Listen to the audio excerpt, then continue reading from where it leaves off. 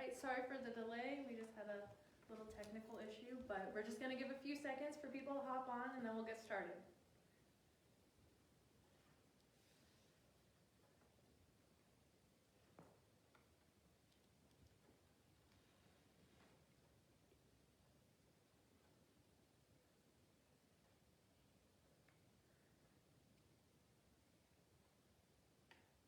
All right, we're going to get started now.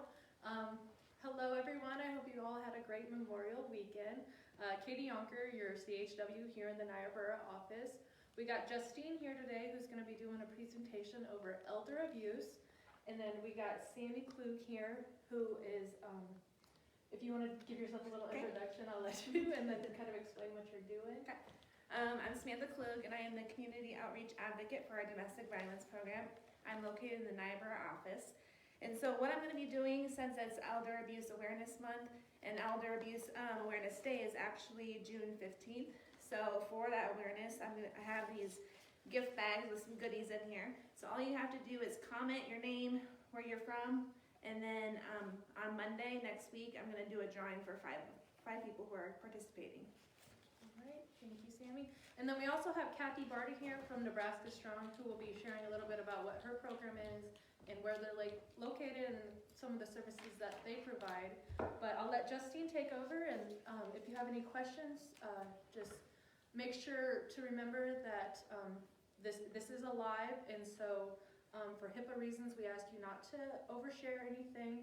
And if you do have any questions, you can contact one of the CHWs in your local offices, or you can give Justine a call here. All right. Thank you, Katie. Yep. Good morning. My name is Justine, and I am the Elder Victim Coordinator for the Tribe's Domestic Violence Department. As Sammy was saying, June is Elder Abuse Awareness Month, so I am here to raise awareness about the prevalence and signs of elder abuse, the importance of reporting this type of abuse when it is suspected or has occurred, who qualifies for the elder abuse program within the Ponca tribe, and the services we provide. Elder abuse is a complex problem, and it is easy for people to have misconceptions about it. Many people who hear elder abuse and neglect think about older people who live in nursing homes or older relatives who live all alone and never have visitors. As abuse does occur in these situations, elder abuse is not just a problem of older people living on the margins of everyday life. It is right in our midst. About 1 in 10 adults over the age of 60 are abused, neglected, or financially exploited.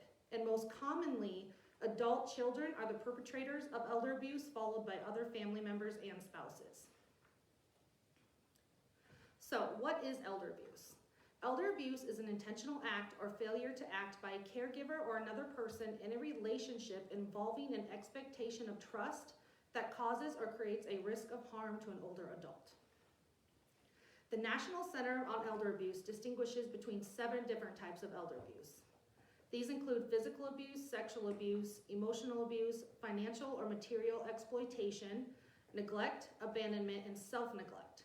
So in more depth, physical abuse is the use of physical force that may result in bodily injury, physical pain, or impairment. Sexual abuse is non-consensual sexual contact of any kind with an elderly person. Emotional abuse is the infliction of anguish, pain, or distress through verbal or nonverbal acts. Financial or material exploitation is illegal or improper use of an elder's funds, property, or assets. Neglect is the refusal or failure to fulfill any part of a person's obligations or duties to an elderly person. Abandonment is desertion of an elderly person by an individual who has physical custody of the elder or by a person who has assumed responsibility for providing care to the elder. And then finally, the 7th type of abuse is self-neglect, which is defined as refusal or failure to provide oneself with care and protection in areas of food, water, clothing, hygiene, medication, living environments, and safety precautions. Now that we know what elder abuse is, what are the signs to look for? I always think of the word speak up. So S is for sudden changes in behavior or finances. P for physical injuries, dehydration, and or malnourishment. E for extreme withdrawal, depression, and or anxiety. A for absence of basic care and necessities. K for kept away from others. And U for unsanitary living conditions. And then finally P for personal items missing. So that's the word speak up. That's how you can identify the different signs of elder abuse.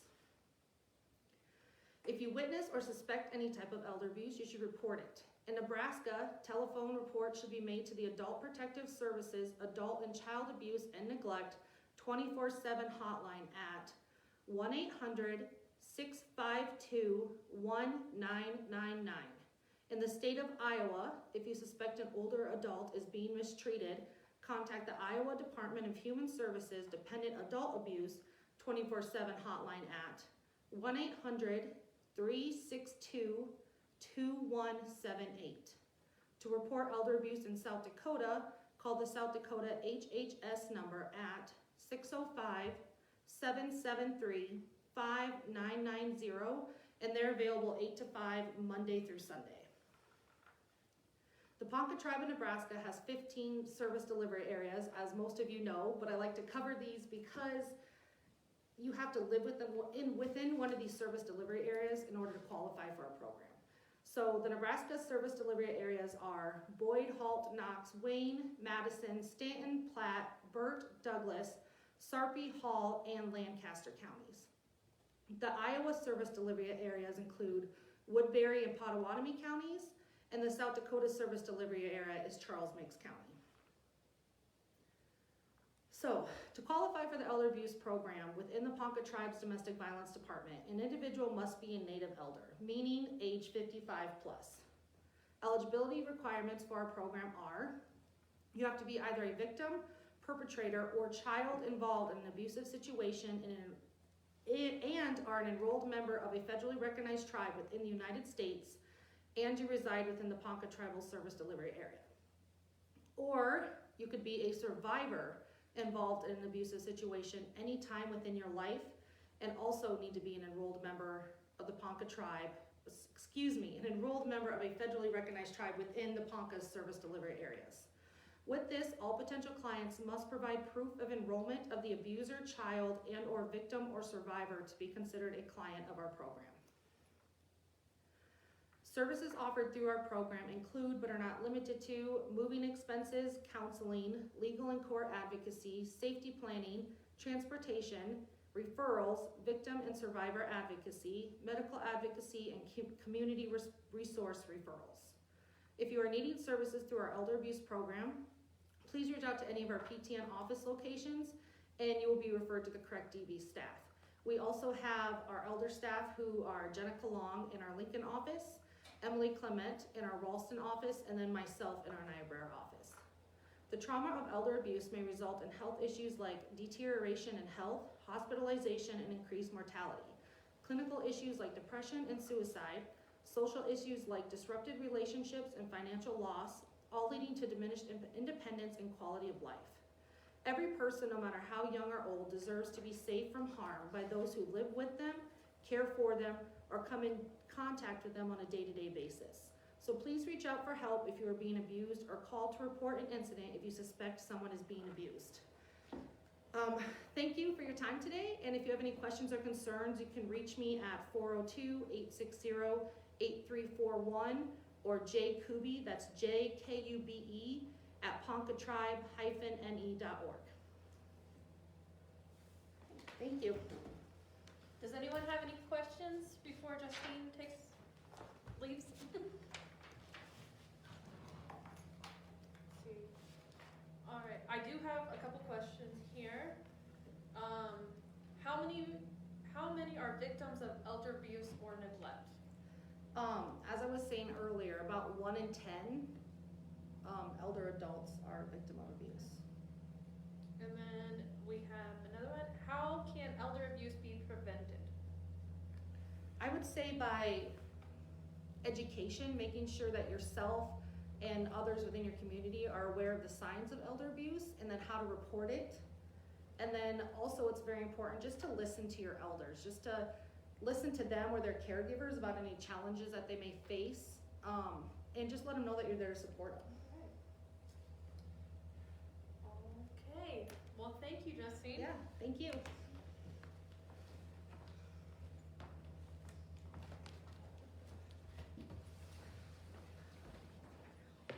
Hello, everybody.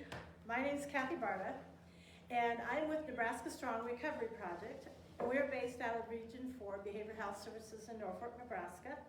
And we are funded through grants from the federal government, through FEMA and SAMHSA and the Center for Mental Health, as well as DHHS. And we have been around since the flood. We had a disaster in Nebraska starting with the flood. And then a year later, we had the disaster with COVID. And so we have been around, and our mission is outreach to the communities affected by flooding first, and now with COVID, which has affected all of Nebraska. And so what we do is we go out to the communities and we talk with families and individuals as well as community members, and we provide services to help people that are struggling with coping with the disasters, and just provide assistance as needed as well, and providing self-care along with that. And what we do several various things, but one of those that we do, we provide self-care and presentations to people to get people motivated to empower themselves and their community. So we have had painting presentations, we have had preschool sessions at libraries to tell about being strong, resilience, and we have done table tents, we call them, for senior citizen centers to brighten up their newly formed senior citizen centers opening, because with COVID they were shut down for most of the year. So we've really concentrated on senior citizen centers and libraries and different organizations that have been closed down, and for people that haven't been able to get out with COVID. And another school-age kids, and doing different types of projects with them to promote wellness and care, and as well little table tents to go on convenience tables around the areas that we serve. And also with veterans, we love to cover and promote, the well-being of veterans. So we've had some poppy magnets that were distributed to several veterans around our area. And as well, library bookmarks that we have made for several elderly book groups that have met since COVID. About January starting, we were able to meet in person, but before that time, we actually were on Zoom, and we still are on Zoom for painting sessions and various activities that organizations ask us to participate in. And what we are about mainly is just empowering people to strengthen themselves to get through disasters. And it doesn't have to be just COVID. It can be different struggles. It might be with grief, and it might be with physical ailments. And we go around to try to empower people, to help them strengthen that resolve to get through their hardships in their lives. And how we do that? By these various activities that we do, and also we give public presentations and talk about self-care, and we also have trainings that we provide for different organizations that would like those for their benefit as well, covering mental health and self-care and psychological first aid and mental health. So we're all about, in our country, about keeping physically fit, and we talk a lot about that and nutrition, but we don't oftentimes talk about from our neck up the mental health that is just as important as our physical health. And so that's what we're about. We connect people to resources, and we have a couple of numbers that we use through the pandemic and as well through the flooding that people can connect for further confidential assistance. And some of you are aware of them already. One's the Rural Response Hotline, and the other's the Family Crisis Helpline. But all in all, what we are about is we want to let everyone know that you are not alone. Whether you are in a family of 20 in your household or one, sometimes you may feel like you are alone, but you are never alone, because you always have a connection with numbers. And also there are other organizations like us across the state that can help you out as well. So that's our message, and we have been privileged and honored to be able to be a part of the recovery process in Nebraska. So thank you. Thank you, Kathy. Okay, I just wanted to send out a little reminder about the Elders Pantry going on this week. So Wednesday, the pantries will be in Omaha, Lincoln, Norfolk, and Sioux City from 12 to 4. And then Thursday, it'll be in Niobrara from 12 to 4 as well. It'll be a first come, first serve. But I just want to say thank you to Justine and Kathy and Sammy and Amy for coming here to Niobrara and putting this together for our elders abuse presentation. I do want to say a little reminder, if you are needing any services, you can contact any of our office sites and reach out to Justine or any of the other CHWs available if you are needing services. And if you have any questions, just remember that this is a live presentation and that just to follow HIPAA regulations, please don't share personal information. And if you have any questions, go ahead and comment them and make sure to comment your name and where you're from to be entered into Sammy's raffle, which will be announced on Monday. Thank you guys and have a great week.